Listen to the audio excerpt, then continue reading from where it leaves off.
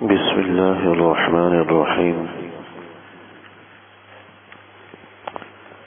گزشتہ 25ویں تراویح کے اندر اللہ جل شانہ نے 28ویں پارے کی تلاوت کی توفیق عطا فرمائی۔ یہ 28واں پارہ چھوٹی چھوٹی کئی سورتوں پر مشتمل ہے۔ ان میں سب سے پہلی جو سورہ مبارکہ ہے جس سے 28ویں پارے کا آغاز بھی ہو رہا ہے وہ سورہ مجادلہ ہے۔ مجادلہ یہ مدنی سورتوں میں سے 3 رکوع پر مشتمل سورہ مبارکہ ہے۔ مجادلہ عربی زبان کے اندر لڑائی جھگڑے کو کہتے ہیں، آپس میں الجھنا، جھگڑا کرنا، یہ مجادلہ کے معنی میں آتا ہے۔ اس سورہ مبارکہ کی بالکل ابتدائی آیات کے اندر اللہ جل شانہ نے ایک شرعی معاملہ جس کو زہار کہا جاتا ہے اس کا حکم بیان فرمایا۔ زہار عربی زبان میں یہ ایک خاص شرعی اصطلاح ہے۔ زہار کا مطلب ہوتا ہے کہ کسی آدمی کا اپنی بیوی کو اپنی ماں یا کسی ایسی خاتون کے ساتھ تشبیہ دے دینا جو اس پر ہمیشہ کے لیے حرام ہو، یعنی کسی کو یہ کہہ دینا، اپنی بیوی کو یہ کہہ دینا کہ تم تو میرے اوپر میری ماں جیسی ہو، میری ماں کی طرح حرام ہو۔ یہ لفظ، یہ جملہ زہار کہلاتا ہے۔ تشبیہ دینا، مشابہت، کہ تم میرے لیے میری ماں کی طرح ہو، تم میرے لیے میری بہن کی طرح ہو، تم میرے لیے میری ماں جیسی ہو، یہ الفاظ زہار کے حکم میں کہلاتے ہیں، زہار کہلاتے ہیں۔ اب زہار کا شرعی حکم یہ ہے کہ اگر اس سے کسی آدمی نے طلاق کی نیت کی ہو تو طلاق واقع ہو جاتی ہے، اور اگر طلاق کی نیت نہ ہو تو پھر زہار کا حکم ہوتا ہے، اور زہار میں پھر کفارہ ادا کیے بغیر وہ بیوی اس کے لیے حلال نہیں ہوتی، اور کفارہ اس کا یہ ہے کہ 60 روزے مسلسل اس کے رکھے جائیں۔ اس طرح کے روزہ توڑنے کا کفارہ 60 روزے مسلسل ہیں، ایسے ہی زہار کا بھی کفارہ یہی ہے کہ 60 روزے مسلسل رکھیں، اور اگر اس کی استطاعت نہ ہو تو پھر 60 مسکینوں کو کھانا کھلائیں۔ یہ حکم اللہ جل شانہ نے اس سورہ مبارکہ کے اندر بیان فرمایا۔ یہ در حقیقت ایک خاص واقعے کے پس منظر میں یہ آیات اور زہار کی تفصیلات نازل ہوئی۔ ایک خاتون تھی حضرت خولہ بنت ثعلب رضی اللہ تعالی عنہ، ان کے شوہر حضرت اوس ابن صامت رضی اللہ تعالی عنہ کے نام سے تھے جو بوڑھے تھے، اور اتفاق سے انہوں نے اپنی بیوی کو یہی جملہ کہہ دیا۔ ابھی تک اسلام کے اندر، قرآن کے اندر زہار کا حکم آیا نہیں تھا۔ عربوں کے اندر زہار کے بارے میں یہ سمجھا جاتا تھا کہ اگر کسی آدمی نے یہ زہار کر لیا، یعنی اپنی بیوی کو یہ کہہ دیا کہ تم میرے اوپر میری ماں کی طرح ہو، تو سمجھا جاتا تھا کہ بالکل وہ ماں جیسی ہی ہو گئی، ماں کی طرح حرام ہو گئی۔ جس طرح ماں سے کسی بھی صورت میں نکاح کا کوئی امکان ہی نہیں، ایسے ہی یہ بھی ہمیشہ کے لیے حرام ہو گئی، یہ سمجھا جاتا تھا۔ اب وہ خاتون آئی حضور علیہ السلام کے پاس اور یہ مسئلہ پوچھنے لگی، اور ساتھ ساتھ بار بار تکرار سے پوچھتی تھی کہ میرا شوہر بوڑھا ہے، مجھے اس کو میری ضرورت ہے، اس حالت میں اگر آپ مجھے علیحدہ ہونے کا حکم دیں گے تو اس کا کیا بنے گا؟ بار بار الجھ رہی تھی۔ حضور فرما رہے تھے کبھی میرے پاس اس کے بارے میں کوئی حکم نہیں آیا، میرے پاس اس کے بارے میں کوئی حکم نہیں ہے۔ اس خاتون کے بار بار پوچھنے کو، حضور علیہ الصلوۃ والسلام سے بار بار اس کا حکم معلوم کرنے کو اللہ جل شانہ نے مجادلہ سے تعبیر کیا۔ یہ خاتون اپنے شوہر کے حوالے سے آپ سے بحث کر رہی تھی، آپ سے الجھ رہی تھی، جھگڑا کر رہی۔ پھر اللہ جل شانہ نے یہ حکم یہاں پر بیان کیا کہ یہ ہمیشہ کے لیے حرام تو نہیں ہوتی، لیکن اس کا حکم یہ ہے کہ پہلے کفارہ دو اگر کسی نے یہ جملہ کہہ دیے۔ تو زہار کے اندر یہ ضروری ہے کہ وہ تشبیہ دے، یعنی مشابہت پیدا کرے، ایسا جملہ استعمال کرے جس کے اندر تشبیہ کا یا مشابہت کا لفظ آتا ہو، جیسے کہ یہ کہہ دینا کہ تم میرے لیے ماں کی طرح ہو یا ماں جیسی ہو۔ کسی آدمی نے صرف اپنی بیوی کو یہ کہہ دیا کہ تم میرے لیے میری ماں ہو، میری بہن ہو، یہ زہار اظہار نہیں. ماں کی طرح ہو، ماں جیسی ہو، مثل ماں کے ہو، جس کے اندر مشابہت یا تشبیہ کا جو معنی آتا ہے یہ اظہار کہلاتا ہے. اگرچہ یہ جملہ بھی جائز نہیں. کسی آدمی کا یہ کہہ دینا میری ماں میری بہن، بہت سے لوگ ہوتے ہیں اپنی بیوی کو کہتے ہیں کہ بھائی میری ماں نہ بن. اگر بیوی کسی معاملے میں نصیحت کر رہی ہو شوہر کو تو کہہ دیتے ہیں کہ میری ماں نہ بن، تو میری ماں ہو گئی کہ بھائی مجھے یہ بار بار ٹوک رہی ہے، نصیحت کر رہی ہے. یہ جملہ بھی جائز نہیں ہے، اس سے بھی منع فرمایا گیا ہے، لیکن خیر یہ اظہار نہیں. ہاں یہ کہہ دے کہ تم میری ماں کی طرح ہو، ماں جیسی ہو، یہ اظہار ہے. پھر اگر کوئی اس سے طلاق کی نیت کرے تو طلاق بھی ہو جاتی ہے. طلاق کی نیت اور ارادہ نہ ہو تو پھر زہار ہو جاتا ہے. اور زہار میں پھر حکم ہے کہ 60 روزے مسلسل رکھیں پھر وہ بیوی جا کر حلال ہوگی، اس سے پہلے وہ بیوی حلال اس پر نہیں ہوگی. اور اگر 60 روزوں کی طاقت نہ ہو تو پھر 60 مسکینوں کو 2 وقت کا کھانا کھلائے. اس سورہ مبارکہ کے اندر جو دوسرا موضوع یا دوسرا حکم جو بیان فرمایا ہے اس کا تعلق آپس کی سرگوشیوں سے. بعض منافقین کا یہ طرز عمل تھا، یہ منافقین کا طریقہ کار تھا یہود کا، کہ جب کوئی مخلص مسلمان قریب سے گزرتا تو آپس میں سرگوشیاں شروع کر دیتے تھے، آپس میں کانا پھوسی شروع کر دیتے تھے، یہ تاثر دینے کے لیے کہ ہم ان کے خلاف کوئی منصوبہ بنا رہے ہیں، مسلمانوں کے خلاف کوئی پلاننگ کر رہے ہیں، کوئی منصوبہ بنا رہے ہیں، جس سے مسلمانوں کو تشویش ہو جاتی تھی کہ یہ واقعتاً مسلمانوں کے خلاف کوئی منصوبہ بندی تو نہیں کر رہے، کوئی جو ہے ان کو نقصان پہنچانے کے لیے کوئی تدبیر تو نہیں کر رہے. یہ آپس میں یہ حرکت کیا کرتے تھے. اللہ جل شانہ نے ان آیات کے اندر اس سرگوشیوں کا ادب بتلایا کہ 2 آدمیوں کا آپس میں اس طرح سرگوشی کرنا کہ ایک آدمی کو سنائی نہ دے، یہ جائز نہیں. یا 3 آدمی ایک کو چھوڑ کر آپس میں سرگوشی شروع کر دیں، یا 4 آدمی ایک کو چھوڑ کر سرگوشی شروع کر دیں، یہ جائز. اگر بہت سارے آدمی ایسے ہیں جو الگ تھلگ ہیں اور کچھ سرگوشیاں کر رہے ہیں، اور 8-10 آدمی 2-4 ایسے بھی ہیں جو ان کے ساتھ موجود نہیں ہیں، تو اس میں کوئی مذائقہ نہیں. لیکن ایک آدمی کو چھوڑ کر 2-3-4 آدمیوں کا آپس میں کانا پھوسی کرنا، سرگوشی کرنا، اس سے منع فرمایا تاکہ دوسرے کے ذہن میں آپ کے خلاف کوئی تشویش پیدا نہ ہو کہ یہ میرے خلاف کوئی بات تو نہیں کر رہا.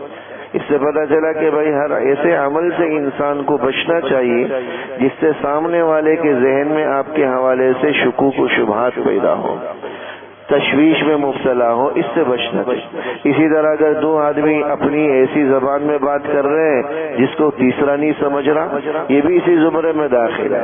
یا 4 آدمی اپنی زبان میں اپنی بولی میں بات کر رہے ہیں اور تیسرے آدمی کو پتہ ہی نہیں چل رہا، جو اکیلا ہے اس کو پتہ نہیں چل رہا کہ کیا بات کہہ رہے ہیں، کیا جملہ کہہ رہے ہیں، یہ بھی شران سرگوشی کے زمرے میں داخل ہے. اگرچہ وہ زور سے بول رہے ہو لیکن چونکہ اس کو سمجھ میں نہیں آ رہا تو یہاں پر بھی اس بات کے تاثر جانے کا اندیشہ ہے کہ یہ بھی شاید میرے خلاف کوئی بات کر رہے ہیں، منصوبہ بنا رہے، اس لیے یہ بھی جو ہے نا ممانعت والی شکل و صورت میں داخل. اسی سرگوشی کے ذیل میں حضور نبی اکرم صلی اللہ علیہ وسلم سے علیحدگی میں اگر کسی کو بات کرنی ہو تو اس کا بھی ادب بتلایا گیا. بعض منافقین یہاں پر بھی حرکت کر جاتے تھے کہ حضور علیہ الصلوۃ والسلام کا وقت ضائع کرنے کے لیے بس اوقات حضور کو علیحدہ لے جاتے اور لمبی گفتگو شروع کر دیتے، ایسی گفتگو جو لایانی ہوتی تھی، جس کی کوئی ضرورت ہی نہیں ہوتی تھی، نہ کوئی مقصد کی بات ہوتی تھی، اور اس کا مقصد صرف حضور کے وقت کو ضائع کرنا تھا اور مسلمانوں سے دور کرنا تھا. اس لیے سے یہ حرکت کیا کرتے. حضور علیہ الصلوۃ والسلام اپنی شفقت کی وجہ سے، رحم دلی کی وجہ سے ان کے ساتھ کھڑے رہتے اور ان کی پوری بات کو سنتے، منع نہیں کرتے تھے، ٹوکتے نہیں تھے کہ بھائی یہ تو بلا ضرورت بات. بہت سے لوگوں کی عادت ہوتی ہے جب کوئی مسئلہ پوچھنا ہو تو مسئلے کی آڑ میں ایک لمبا چوڑا واقعہ، لمبا چوڑا جو ہے قصہ بھی پورا بیان کر جاتے ہیں، حالانکہ اس مسئلے کے ساتھ اس کا کوئی تعلق نہیں ہوتا، کوئی تعلق نہیں ہوتا. ایک آدمی نے مسئلہ پوچھا اور مسئلہ صرف اتنا تھا کہ مکان کے کرائے پر دیا ہوا ہے اور کرائے دار نے کچھ سیکورٹی ڈپوزٹ رکھوایا ہے، اس پر زکوٰۃ ہے یا نہیں؟ تو سیدھا سادہ مسئلہ پوچھ لیتے ہیں کہ بھائی کرایہ دار نے جو سیکورٹی ڈپوزٹ کے طور پر رقم رکھوائی ہے اس کی زکوٰۃ مجھ پر ہے یا اس پر؟ لیکن ان صاحب نے پوری کہانی شروع کی کہ میں نے فلاں محکمے میں جاب کی، اتنے عرصے تک جاب کی، اس کے بعد وہاں سے ریٹائر ہوا، پھر اس ادارے والوں نے مجھے فلاں جگہ ایک پلاٹ دیا، وہ عرصے تک رہا، پھر وہ پلاٹ میں نے بیچا، وہ جو رقم آئی میں نے کچھ عرصے تک اپنے پاس رکھی، پھر اس رقم سے میں نے ایک فلیٹ خریدا اور فلیٹ کو پھر میں نے کرائے پر چڑھایا، وہاں سے جو سیکورٹی کی رقم آئی اب اس پر زکوٰۃ ہے۔ یہ تو میں نے مختصراً عرض کر دی ہے، انہوں نے ٹھیک ٹھاک آرام سے 10-15 منٹ اس مسئلے میں لگا۔ اب سیدھا سادہ مسئلہ ہے، لیکن یہ کہ پوری اسٹوری اور پوری کہانی جب تک بیان نہ کریں تو چین نہیں آتی۔ اسی طرح کچھ حضرات مسئلہ بھی پوچھتے ہیں، جب مسئلہ بتا دیا جائے تو پھر کہتے ہاں میں بس یہی سوچ رہا تھا، میرا بھی یہی ذہن میں تھا، میرے بھی یہ تصور تھا کہ حکم ایسا ہی ہوگا، میں نے بتلا بھی دیا تھا لیکن پھر بھی سوچا۔ اب ان باتوں کی کوئی ضرورت نہیں، جب آپ نے مسئلہ پوچھ لیا تو بس کافی ہے، آگے لمبی چوڑی گفتگو کی ضرورت نہیں ہے اور نہیں جو ہے نا اس کی کوئی حاجت اور ضرورت رہتی۔ تو یہ طرز عمل تھا۔ اللہ جل شانہ نے ان آیات کے اندر ادب بتلایا کہ حکم دیا بلکہ سارے لوگوں کو کہ اگر حضور سے کوئی گفتگو علیحدگی میں کرنی ہے تو پہلے صدقہ نکالو، پھر جا کر جو ہے نا حضور سے گفتگو کرو، چونکہ منافقین کے لیے تو مال نکالنا آسان نہیں تھا، تو اس سے اتنا ہوا کہ جو منافق لوگ تھے وہ پیچھے ہٹ گئے اور جو بلا ضرورت حضور سے وقت لے کر حضور کا وقت ضائع کرتے تھے وہ جو ہے نا پیچھے ہٹ گئے۔ لیکن اس کا ایک دوسرا مسئلہ یہ ہوا کہ جو مخلص مسلمان جو ضرورتاً واقعتاً کوئی تفصیلی بات کرنا چاہتے تھے وہ بھی پریشان ہو گئے کہ صدقہ کہاں سے دیں۔ پھر اللہ جل شانہ نے اگرچہ اس حکم کو ختم کر دیا کہ اب صدقہ دینے کی ضرورت نہیں ہے، چاہو تو بات کر لو، لیکن اتنا یہ ہوا کہ منافقین کو تنبیہ ہو گئی۔ اللہ جل شانہ نے ان آیات کے اندر اس سورہ مبارکہ کے اندر اس کا بھی حکم دیا کہ اذا ناجیتم الرسول، کہ جب تم رسول سے سرگوشیاں کرنا چاہو تو فقدموا بین یدی نجواکم صدقہ، تو سرگوشی کرنے سے پہلے یا علیحدہ وقت لینے سے پہلے صدقہ نکالو، ذالکم خیر لکم واطہر، یہ طرز عمل تمہارے لیے بہتر بھی ہے، پاکیزگی کا باعث۔ تیسرا جو اس سورہ مبارکہ کے اندر ادب یا موضوع بتلایا گیا ہے وہ مجلس سے متعلق، یا ایھا الذین آمنوا آیت نمبر 9 کے اندر، بلکہ آیت نمبر یہ 11 ہے، اذا قیل لکم تفسحوا فی المجالس، کہ جب تم سے یہ کہا جائے کہ مجلس میں کشادگی اختیار کرو، مجلس میں تم ذرا سمٹ کر بیٹھ جاؤ تاکہ آنے والوں کے لیے جگہ بن سکے، تو فافسحوا، تو مجلس کو کشادہ کر لیا کرو، یفسح اللہ لکم، اللہ تمہارے اندر بھی، تمہارے دلوں میں بھی، تمہارے گھرانوں میں بھی کشادگی پیدا کرے۔ وَإِذَا قِيلَ انشُزُوا فَانشُزُوا، اور جب تمہیں کہا جائے کہ مل مل کر بیٹھ جاؤ تو مل مل کر بیٹھ جایا کرو۔ يَرْفَعُ اللَّهُ الَّذِينَ آمَنُوا مِنكُمْ، ان آیات کے نزول کا بھی واقعہ یہ ہوا کہ ایک مرتبہ حضور علیہ الصلوۃ والسلام کی مجلس چل رہی تھی، چونکہ جگہ تو تنگ ہوتی تھی، مسجد نبوی چھوٹی تھی، تو جو نوجوان حضرات صحابہ تھے وہ شروع میں ہی آ کر ساری مجلس گھیر لیتے تھے، اور جو بزرگ حضرات صحابہ ہیں بس اوقات کسی وجہ سے دیر سے آتے تو ان کو کھڑا رہنا پڑ جاتا، جگہ نہیں ملتی۔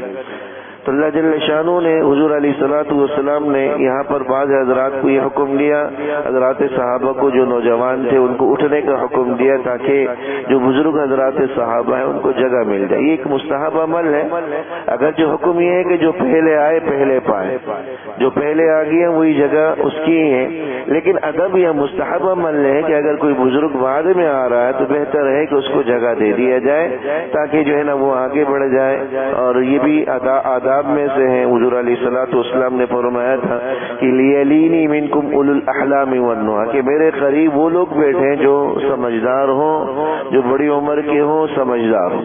تو یہ آداب میں سے ہے، کوئی فرض واجب عمل نہیں ہے، فرض واجب عمل حکم تو یہی ہے کہ بھائی جو پہلے آئے وہ جگہ کا حقدار ہوئی، لیکن ادب یہ ہے کہ اگر کوئی بزرگ کسی وجہ سے تاخیر سے آ رہا ہے تو مناسب یہ ہے اور مستحب عمل ہے کہ اس کو جگہ دے دیا جائے۔ اس پہ انشاءاللہ تعالی دونوں کو اجر ملے گا. پہلے والے کو جس نے جگہ دی اس کو بھی اللہ اجر دیں گا اچھی نیت کی وجہ سے, اور بزرگ کے لیے بھی اللہ جل شانہ اجر و ثواب کا باعث بنائے. تیسرا موضوع اس کے اندر منافقین کا طرز عمل ہے. منافقین کو اللہ جل شانہ نے یہاں پر حزب الشیطان سے تعبیر کیا ہے کہ یہ شیطان کا لشکر ہے. الا ان حزب الشیطان هم الخاسرون, کہ جو شیطان کا لشکر ہے یہ خسارے میں. دوسری سورہ مبارکہ یہ سورہ حشر ہے, یہ بھی مدنی سورتوں میں سے ہے. سورہ حشر کے اندر اللہ جل شانہ نے جو مدینہ منورہ کے ایک یہودیوں کا قبیلہ تھا بنو نظیر, اس سے متعلق کچھ احکام بیان کیا ہے. تو اس سورہ مبارکہ کو سورہ بنو نظیر کا نام بھی دیا جاتا ہے. سرکار دو عالم صلی اللہ علیہ وسلم جب مدینہ منورہ ہجرت فرما گئے تو وہاں یہود کے 3 بڑے قبیلے تھے, ایک بنو نظیر کے نام سے, ایک بنو قریظہ کے نام سے, اور ایک بنو قینقاع کے نام سے. آپ علیہ الصلوۃ والسلام نے ان سے معاہدات کر رکھے تھے کہ ہم آپس میں ایک دوسرے سے نہیں لڑیں گے, اگر باہر سے کوئی دشمن حملہ آور ہوا تو ہم سب مل کر جو ہے نا مدینے کا دفاع کریں. یہ ان کے ساتھ آپس میں معاہدہ تھا. اور یہ یہود ایسے چالاک تھے کہ انہوں نے معاشی اعتبار سے خود کو مضبوط کر رکھا تھا.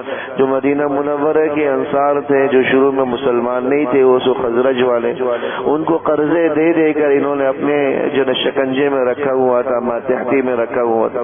یہی یہود و ہنود کا طریقہ کار ہے کہ مسلمانوں کو قرضے دے کر اپنے شکنجے میں رکھتے ہیں اور اپنے مطالبات منواتے رہتے ہیں, اور دونوں دلی کے ذریعے اپنی جو ہے نا مفادات کو مقدم رکھتے ہیں. ہر زمانے کے اندر اس قسم کے ادارے ان کے قائم, آج بھی ورلڈ بینک, IMF, اس قسم کے ادارے اسی ایجنڈے پر چلتے ہیں جو یہود و ہنود کا طریقہ یا یہود و نصارہ کا طریقہ ہے.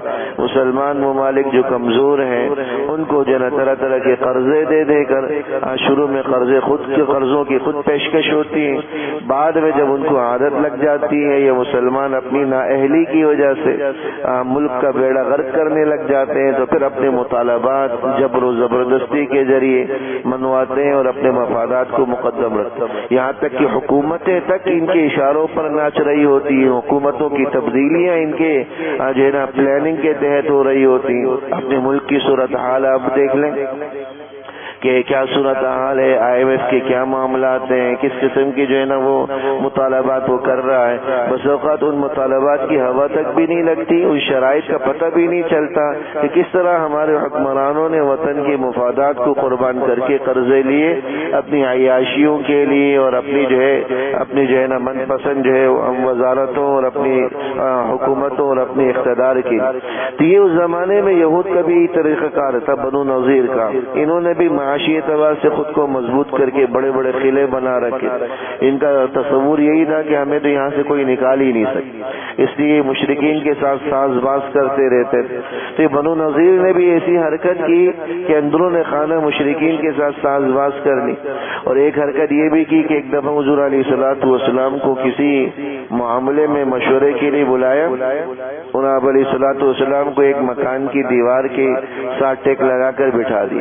منصوبہ یہ بنایا کہ اوپر چھت پر یا مکان کی دیوار پر ایک آدمی چڑھ کر ایک بڑی سی چٹان نعوذ باللہ آپ پر لڑکا دے اور آپ کو شہید کر دے.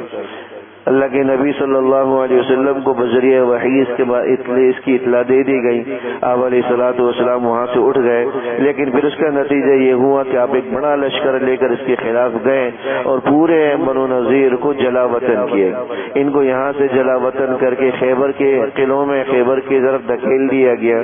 پھر حضرت عمر رضی اللہ تعالیٰ عنہ کے زمانے میں, بلکہ نہیں حضور ہی کے زمانے میں, خیبر سے پھر شام کی طرف, پھر حضرت عمر کے زمانے میں شام سے بھی بے دخل کر دیا گیا. یہ اللہ جل شانہ نے یہ بنو نذیر کے اس واقعے کو بیان کیا, اور اسی ضمن میں جو ان کی جلاوطنی سے جو زمینیں حاصل ہوئی, جو مکانات باغات حاصل ہوئے, جو مال حاصل ہوا, مال غنیمت کے احکام اور آداب بھی اللہ جل شانہ نے اس سورہ مبارکہ کے اندر بیان کیا.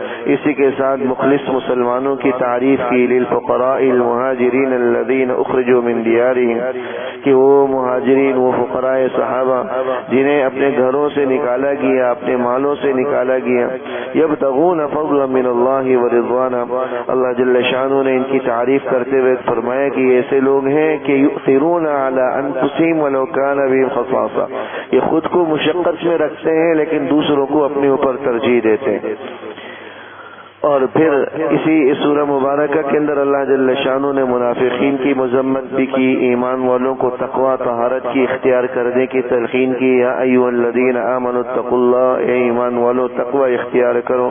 ولتنظر نفس ما قدمت لغد، اپنی آخرت کی تیاری کی فکر کرو، اپنی آخرت کی تیاری کرو. سورہ ممتحنہ اسی پارے کی سورہ مبارکہ ہے جو 91 آیتوں پر، جو 13 آیتوں پر مشتمل ہے. ممتحنہ کا معنی آتا ہے امتحان لینے کے. اس صورت کا جو آغاز ہے، آغاز کے اندر اللہ جل شانہ نے جو آیات نازل فرمائی وہ ایک خاص واقعے کے پس منظر میں ہے. وہ واقعہ یہ ہوا کہ ایک صحابی حضرت حاطب ابن بلتع رضی اللہ تعالیٰ، یہ مخلص صحابی تھے، بدری صحابی تھے، غزوہ بدر میں شریک ہونے والے. حضرات صحابہ کے اندر جو بدری حضرات صحابہ تھے یہ خاص صحابہ کہلاتے تھے، یعنی وہ حضرات جن کو غزوہ بدر میں شرکت کا موقع ملا. اور ان کی خصوصیت آج بھی ہے. علماء فرماتے ہیں کہ ان کے ناموں کے ساتھ بھی اگر کوئی دعا مانگے ان کے ناموں کو پڑھ کر تو وہ دعا بہر صورت قبول ہوتی. تو حضرات صحابہ کے زمانے سے ہی ان کا اعزاز و اکرام چلا آ رہا تھا. ان کا معاملہ یہ تھا کہ ان کے اہل و عیال مکے میں تھے اور اتفاق سے ایک باہر کے خاندان کے تھے. مکے میں ان کا کوئی اور خاندان یا کوئی اور عزیز نہیں تھا جو ان کے اہل و عیال کی نگہداشت کر سکے. وہ مشرکین کے ہی رحم و کرم پر تھے. جب حضور علیہ الصلوۃ والسلام نے سن 8 ہجری کے اندر فتح مکہ کا ارادہ فرمایا تو آپ نے فتح مکے کے ارادے کو مخفی رکھا تھا اور کسی کو پتہ ہی نہیں تھا. صرف چند گنے چنے حضرات صحابہ کو پتہ تھا کہ ہم نے مکہ کی طرف رخ کرنا ہے، مکے کو فتح کرنا ہے. کسی کو اطلاع نہیں تاکہ مشرکین کو لا علمی میں جا لیا جائے، اور اس نیت سے لا علمی میں جا لیا جائے تاکہ حرم کے اندر جنگ کی نوبت ہی نہ آئے، چونکہ حرم کے اندر جنگ عام حالات میں منع ہے. صرف فتح مکے کے موقع پر اللہ جل شانہ نے آپ کو اس کی اجازت دی تھی کہ آپ وہاں جنگ کریں، لیکن عام حالات میں قتل و قتال اور اس کی ممانعت. لیکن حضرت حاطب ابن بلتع رضی اللہ تعالیٰ عنہ نے یہ سوچتے ہوئے کہ میری فیملی وہاں ہے، مشرکین کے رحم و کرم پر ایک خط کے ذریعے ان کو اطلاع پہنچائی کہ خبر پہنچانے کا ارادہ کیا، اور وہ خط ایک خاتون کے حوالے کر دیا کہ وہ مکے والے کو لے جا کر دیں. نیت اور غرض صرف اتنی تھی کہ حضور کا لشکر تو اتنا بڑا تھا الحمدللہ کہ مکہ فتح ہونا تو یقینی ہی تھا، لیکن یہ سوچ کر کہ کم سے کم مشرکین میرے اہل و عیال کے ساتھ اچھا سلوک کریں، یہ خبر پہنچانی چاہیے. لیکن اللہ جل شانہ نے بذریعہ وحی جو ہے حضور علیہ السلام کو اس کی اطلاع دی، اور پھر جو ہے وہ خط جو ہے اس خاتون سے پکڑا گیا اور بالآخر جو ہے نا وہ ان تک خبر نہیں پہنچی، اطلاع نہیں پہنچی.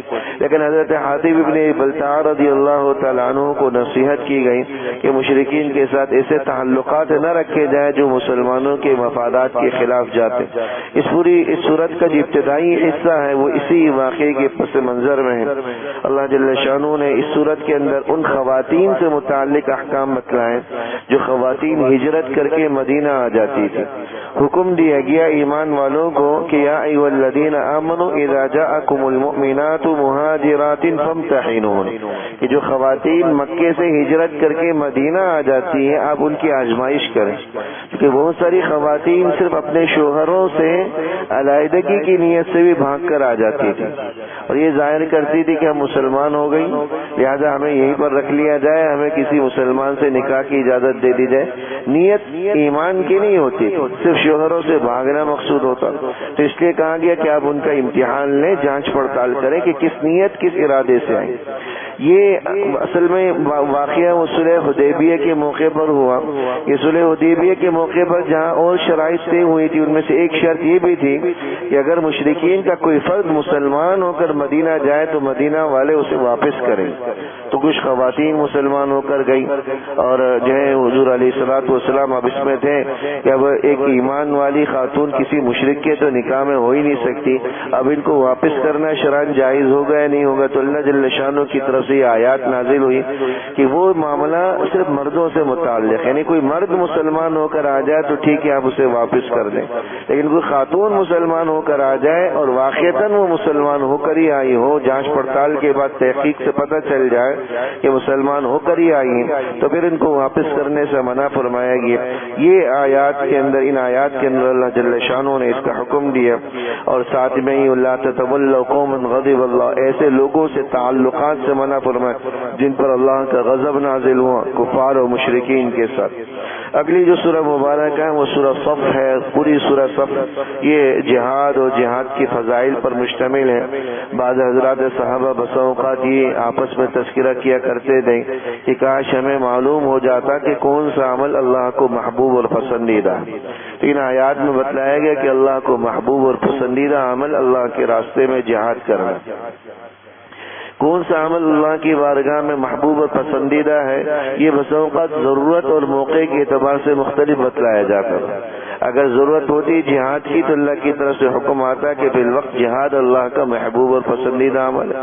صدقہ و خیرات کی ضرورت ہوتی تو اس کے بارے میں آ جاتا کہ صدقہ خیرات اللہ کو محبوب اور پسندیدہ عمل ہے، یا کسی اور عمل کے بارے میں آ جاتا تو اس کے بارے میں اللہ کی طرف سے یہ حکم آ جاتا۔ تو ان آیات کے اندر اللہ جل شانہ نے محبوب اور پسندیدہ عمل کو جہاد قرار دیا، اور جہاد کو ایک ایسی تجارت قرار دی کہ هل ادلکم علی تجارت تنجیکم من عذاب علیم، یہ اللہ جل شانہ سے جان کا سودا کر کے ایک ایسی تجارت کی جا رہی ہے جو نہ ختم ہونے والے عذاب علیم سے انسان کو نجات دیتا ہے، گناہوں کی بخشش اور معافی کا ذریعہ ہے۔ یغفر لکم ذنوبکم، اللہ اس کے طفیل تمہارے گناہوں کو معاف کر دے گا، تمہیں ایسی جنتوں میں داخل کر دے گا جس کے نیچے نہریں بہتی ہوں۔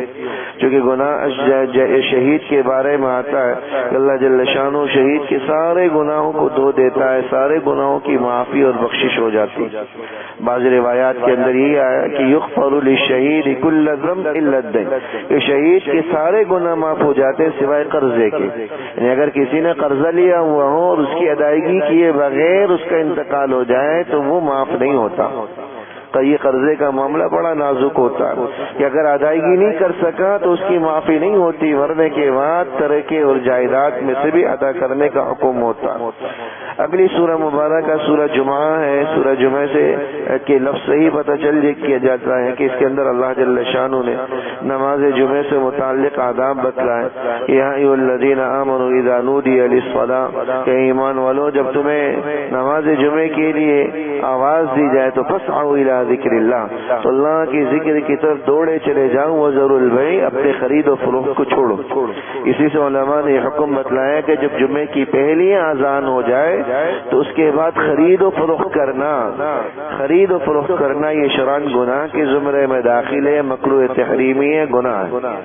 اور اللہ معاف کرے اس حکم پر بھی ہمارے یہاں بالکل عمل نہیں ہوتا۔ جمعے کی اذان ہو چکی ہے لیکن ہماری دکانیں، ہماری مارکیٹیں کھلی ہوئی، نہ صرف یہ کہ دکانداروں نے دکانیں کھولی ہوئی ہیں، خریدار بھی موجود ہیں، نہ دکاندار مارکیٹ والے اس کا اہتمام کرتے ہیں، نہ ہی جو ہے نہ خریدار اس کا اہتمام کرتے ہیں۔ کم سے کم خریدار خریداری سے ہی رک جائے۔ تو یہ عمل جو ہے نا گناہ کے زمرے میں داخل ہو جاتا ہے کہ جو ہے نا اس موقع پر خریداری اور کاروبار، کوئی چیز بھی خریدنا، کسی چیز کا کسی بھی قسم کا کاروبار کرنا، یہ بھی شرعاً گناہ کے زمرے میں داخل۔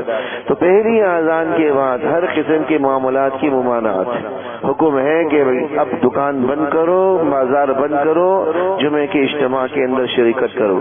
اچھا بہت سے دکاندار اس میں یہ حیلہ بھی کرتے ہیں، دیکھا ہے کہ بھائی مختلف مسجدوں میں جو ہے وہ مختلف اوقات میں نماز جمعہ ہوتی ہے، تو ایک آدمی ایک مسجد میں پڑھ لیتا جہاں پہلے جمعہ ہو رہی ہے، اور ایک دکان میں بیٹھا رہتا ہے، اور پھر جب وہ پڑھ کر آ جاتا ہے تو دوسرا اس مسجد میں چلا جاتا ہے جہاں دیر سے جمعہ ہو رہی ہے، اور وہ وہاں پر پڑھ کر آ جاتا ہے۔ سمجھتے ہیں کہ بھائی ہر آدمی نے جمعے کے اندر شرکت کر لی بس کافی۔ یہ بھی شرعاً معاملہ جمعے کے آداب کے خلاف، یہ بھی درست نہیں، کیونکہ خرید و فروخت آپ کر ہی رہے ہیں، وہ خرید و فروخت ہی ناجائز۔ پھر جمعے کا جو مقصد ہے کہ اجتماعیت کا اعلان اور اجتماعیت کا ظہور ہو وہ مفقود ہو جاتا ہے اس عمل کے اندر. اس لیے اپنے محلے کے اچھا اس میں آزان کون سی معتبر ہوگی؟ کہیں پہلے آزان ہو رہی ہے, کہیں دیر سے آزان ہو رہی. تو علماء نے لکھا کہ اپنے محلے کی مسجد جہاں آپ جمعہ یا جو مسجد آپ کے گھر کے دکان کے یا گھر کے قریب ہے وہاں کی آزان کے اعتبار ہے, ہر جگہ کی آزان کے اعتبار. لہٰذا اگر آپ کی محلے کی مسجد میں آزان اگر 1 بجے ہو رہی ہے تو بس آپ کے ساتھ یہی حکم متعلق ہے کہ آپ 1 بجے اپنے کاروبار کو سمیٹ لیں, بند کر دیں. اگر کہیں اس سے پہلے ہو رہی ہے تو اس سے آپ کے حکم پر کوئی فرق نہیں پڑے. یہ آداب اللہ جل شانہ نے سورہ مبارکہ کے اندر بیان فرمایا. سورہ منافقون ہے, سورہ منافقون کے اندر اللہ جل شانہ نے منافقین ہی کا ذکر کیا ہے اور ایک خاص واقعہ اس میں بیان کیا گیا. ایک غزوے سے واپسی کے موقع پر 2 مسلمانوں میں آپس میں کسی بات میں پانی کے معاملے میں تھوڑی سی تو تکار ہو گئی. ان میں ایک مسلمان انصاری تھے مدینہ منورہ کے رہائشی, دوسرے مہاجری تھے جو مکہ سے ہجرت کر کے آئے. اب اسی دوران جو ہے وہ بات آگے بڑھی, مہاجر مسلمان نے جو ہے اپنے مہاجرین کو مدد کے لیے آواز دی, انصاری نے اپنے انصاریوں کو مدد کے لیے آواز دی. قریب تھا کہ آپس میں معاملہ بگڑ جاتا, جھگڑا ہو جاتی, لیکن حضور علیہ الصلوۃ والسلام کو پتہ چلا, آپ تشریف لائے اور بچ بچاؤ کر دیا, معاملہ ختم کر دیا اور فرمایا کہ دعوها فإنها منتنا, کہ اس قسم کے نعرہ بازی کرنا کہ انصاری اپنے انصار کو مدد کے لیے بلا رہی ہے, عصبیت اس کو حضور نے قرار دی کہ اپنی برادری اپنے خاندان کے لوگوں کو دعوت دینا, کیونکہ جب اسلام ہے تو بس اسلام کی وجہ سے ہر قسم کی برادری ہے, اپنی ہی برادری. اب اس میں اب وطن لسانیت کی بنیاد پر ایک دوسرے کو آواز دینا, وطنیت کی بنیاد پر ایک دوسرے کو مدد کے لیے پکارنا, یہ عصبیت میں داخل ہے.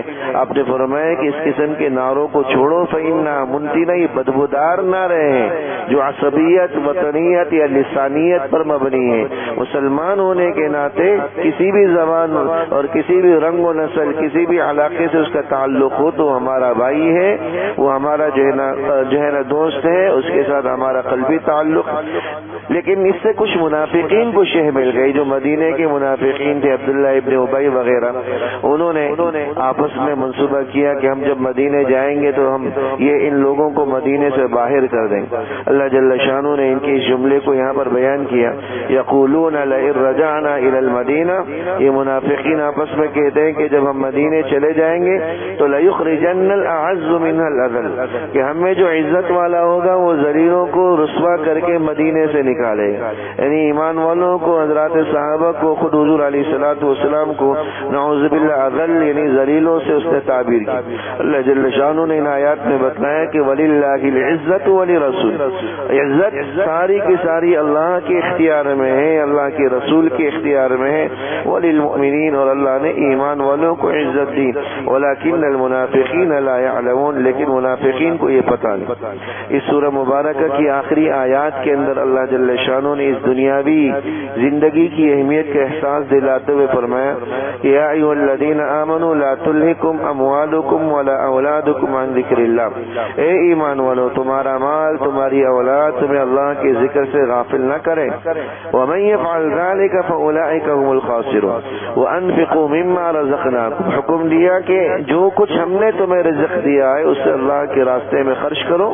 من قبل ان یأتی احدکم الموت, قبل اس کے کہ موت آ جائے, کیونکہ جب موت آ جائے تو اس کے بعد پھر کسی عمل کا کوئی اعتبار نہیں ہوگا. مرنے کے بعد انسان حسرت سے کہے گا کہ فیقول رب لولا اخرتنی الی اجل قریب, کاش کہ مجھے مزید کچھ مہلت مل جاتی, فاصدق, اور مزید مجھے مہلت مل جاتی تو پھر میں صدقہ و خیرات کر لیتا, واکن من الصالحین, میں بڑے نیکوکاروں میں سے ہو جاتا. اللہ جل شانہ نے فرمایا کہ ولن یؤخر اللہ نفسا, موت آنے کے بعد اب کسی کو مہلت نہیں ملے گی. لہذا دنیاوی زندگی کو ہی انسان قیمتی بنائے اور اس میں ہی انسان جو کچھ اعمال کر سکتا ہے, نیک اعمال, تقوی طہارت والے اعمال, صدقہ و خیرات والے, اس کا اہتمام کر لیں. اگلی جو سورہ مبارکہ پڑھی گئی وہ سورہ تغابن ہے. تغابن کہتے ہیں اس دن کو جو نفع نقصان والا دن ہو، اس کو تغابن کہا جاتا ہے۔ قرآن کریم میں اللہ جل شانہ نے ذالک یوم التغابن یعنی یوم آخرت کو یوم التغابن فرمایا کہ یہ وہ دن ہے جو نفع نقصان والا ہے۔ کچھ لوگوں کو نفع ملے گا، کچھ لوگ گھاٹے اور نقصان میں ہوں گے۔ نفع والے وہ ہوں گے جن کو اللہ جل شانہ نے دنیا میں ایمان کے ساتھ رکھا، اعمال صالحہ پر رکھا اور ایمان کی حالت میں ان کی وفات ہوئی، وہ نفع والے ہیں۔ گھاٹے اور نقصان والے وہ ہیں جو دنیا میں جو ہے اس کے ساتھ رہے، کفر و نفاق کے ساتھ رہے، بدعملی والی زندگی گزاری۔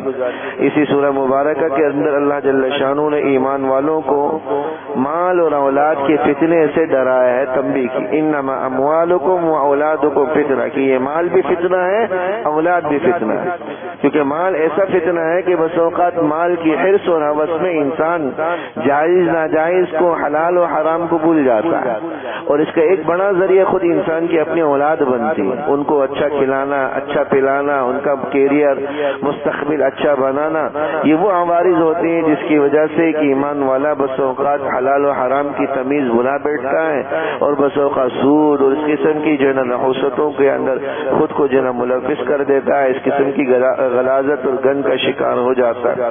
سورہ طلاق اس پارے کے اندر پڑھی گئی۔ سورہ طلاق یہ پوری سورہ مبارکہ طلاق، عدت اور عدت کے دوران نان و نفقہ، اس سے متعلق احکام پر مشتمل ہے۔ طلاق کے احکام بتلائے گئے، ایک طلاق، دو طلاق۔ ایک اور دو طلاق تو وہ طلاقیں کہلاتی ہیں جو رجعی ہوتی ہیں، اس کے اندر رجوع کرنے کی اجازت ہوتی ہے۔ شوہر یہ کہہ دے کہ میں نے رجوع کر لیا بس کافی، لیکن اگر کوئی تین طلاقیں دے دے تو پھر واپسی کی کوئی صورت نہیں ہوتی اور نہیں رجوع کا کوئی آپشن ہوتا ہے، الا ہے کہ خاتون کہیں اور نکاح کر لے اور پھر وہاں سے باقاعدہ طلاق ہو، پھر سابقہ شوہر کے لیے جائز ہوتی۔ یہ طلاق کے احکام بتلائے گئے۔ اس ضمن میں عدت کے احکام ہیں، عدت کے دوران نان و نفقہ، رہائش، اس کے آداب بتلائے گئے۔ یہ دوران عدت یا عدت کا زمانہ اس خاتون پر ضروری ہے کہ اسی گھر کے اندر گزارے جس گھر کے اندر وہ شوہر کے ساتھ رہائش پذیر، خواہ وہ عدت طلاق کی عدت ہو یا وفات کی عدت ہو، وہیں گزارنا شرعاً لازم اور ضروری ہے، بلا کسی شرعی مجبوری کے وہاں سے منتقل ہونا یا اس جگہ کو چھوڑ دینا، دوسری جگہ منتقل ہو جانا، یہ شرعاً جائز نہیں۔ اور طلاق کی عدت کے دوران شوہر پر لازم ہے کہ اس کا نان و نفقہ پورا اٹھائے، اور اگر کوئی خاتون امید سے ہے تو ایسی صورت میں اس کی جو ہے نا جو عدت ہے وہ وضع حمل ہے، ولادت ہے، اور اس پورے دورانیے کا نان و نفقہ شوہر کے ذمے میں ہے۔ نہ صرف نان و نفقہ بلکہ اس کی رہائش اور سکنا کا بندوبست کرنا بھی شوہر کے ذمے میں۔ یہ پورے آداب اس سورہ مبارکہ کے اندر بتلائے گئے۔ اگلی جو سورہ مبارکہ ہے اور آخری سورت ہے وہ سورہ تحریم ہے۔ تحریم کا معنی آتا ہے کسی چیز کو اپنے اوپر حرام قرار دینا۔ اس سورت کی ابتدائی آیات ایک خاص واقعے کے پس منظر میں نازل ہوئی۔ وہ واقعہ یہ ہوا کہ حضور علیہ الصلوۃ والسلام عموماً معمول یہ تھا کہ عصر سے مغرب تک کا جو دورانیہ ہے ساری ازواج مطہرات کے پاس تھوڑا تھوڑا وقت گزارا کرتے تھے اور سب ازواج مطہرات کو وقت دیا کرتے تھے۔ تو بعض ازواج مطہرات کچھ کھانے کی چیز پیش کر دیا کرتی تھی۔ ایک زوجہ مطہرہ حضرت زینب رضی اللہ تعالیٰ حضور کو شہد اور پانی ملا کر پیش کیا کرتی، آپ کو شہد بڑا پسند تھا تو بس اوقات وہاں کھانے پینے میں تھوڑا وقت زیادہ لگ جاتا تھا۔ تو کچھ دیگر ازواج مطہرات کو یہ بات ناگوار گزری، دل میں آئی کہ وہاں حضور وقت زیادہ لگا لیتے ہیں ہمارے پاس، یہ صرف حضور کی محبت کی وجہ سے تھا کہ ہمارے ساتھ بھی وقت زیادہ بتائیں۔ تو انہوں نے یہ منصوبہ بنایا کہ جب حضور آئیں گے تو ہم عرض کریں گے کہ آپ کے منہ سے شہد کے بجائے مغافیر کی بو آ رہی۔ مغافیر دیکھا ہوگا درختوں سے خاص قسم کا سفید مادہ نکلتا ہے، دیکھنے میں وہ شہری کی طرح ہے لیکن اس کے اندر بو ہوتی ہے۔ تو یہ ذہن بنا دیا کہ بھائی ہم یہ کہہ دیں گے کہ آپ نے شہد نہیں پیا، وہ مغافیر پی ہے، وہ چیز پی، تاکہ حضور چونکہ بدبو سے آپ کو نفرت تھی تو حضور علیہ الصلوۃ والسلام وہاں شہد پینا چھوڑ دیں اور وقت وہاں پر کم بتائیں، ہمارے پاس زیادہ بتائیں۔ حضور علیہ الصلوۃ والسلام کو ایک دو زوجہ مطہرہ نے یہ بات کہہ دی، آپ نے قسم کھا لی کہ آئندہ کے لیے میں شہد نہیں پیوں گا، ان کے پاس کبھی شہد نہیں پیوں، لیکن ساتھ ساتھ یہ کہہ دیا کہ ذرا زینب کو بتانا نہیں کہ میں نے یہ قسم کھائی، تاکہ ان کی بھی دل شکنی نہ ہو۔ لیکن ان زوجہ مطہرہ نے دوسری کو بتا دیا۔ اب عورتوں کے پیٹ میں تو بات عموماً ٹکتی نہیں ہے، انہوں نے دوسری کو بتا دیا، دوسری نے تیسری کو بتا دیا۔ جو حضور نے قسم کھائی تھی وہ ساری خواتین میں مستورات میں بات پھیل گئی۔ حضور علیہ الصلوۃ والسلام کو اس عمل سے ناگواری ہوئی، آپ نے ارادہ فرما لیا کہ میں کچھ ازواج مطہرات کو طلاق دے دوں، اس حد تک آپ نے ارادہ فرما لیا۔ لیکن اللہ جل شانہ سے شانہ کی طرف سے ان آیات میں ایک تو ازواج مطہرات کو تنبیہ کی گئی کہ اللہ کے نبی جب کسی بات کا کہہ دیں تو تمہیں چاہیے کہ اس کو راز رکھیں، اس کو راز رکھیں۔ اور پھر حضور علیہ الصلوۃ والسلام کو یہ بتلایا گیا کہ اللہ نے جس چیز کو حلال قرار دی ہے آپ بلا وجہ قسم کھا کر اس کو اپنے اوپر حرام نہ قرار دیں، اس کی ضرورت نہیں۔ اور پھر ازواج مطہرات کو بھی تنبیہ کی گئی، اور یہ تنبیہ کی گئی کہ عسیٰ ربہ ان طلقکن، ممکن ہے کہ تمہارا رب تمہیں طلاق دے دے، ان یبدلہ ازواجا خیرا من، اور اپنے نبی کو تمہارے بجائے کوئی دوسری بیویاں دے دے۔ لیکن پھر اللہ جل شانہ نے اسی میں ہی انہی کو ہی جو ہے نا برقرار رکھنے کی تلقین فرمائی۔ یہ پورا واقعہ یہ جو ہے نا یوں کہہ لیں کہ ازواج مطہرات کی شان میں کوئی کمی کو ثابت نہیں کرتا، یہ سب ان کا اگر کوئی طرز عمل تھا تو یہ حضور کی محبت کی وجہ سے تھا، تاکہ حضور علیہ الصلوۃ والسلام کا وقت ہمیں بھی زیادہ ملے۔ یہ آپس کی اونچ نیچ عموماً سکنوں میں ہوتی رہتی ہے، یہ انسانیت یا بشریت کے خلاف نہیں ہے، اور نہیں حضرات کے تقدس اور ان ازواج مطہرات کے احترام اور مقام کی منافی۔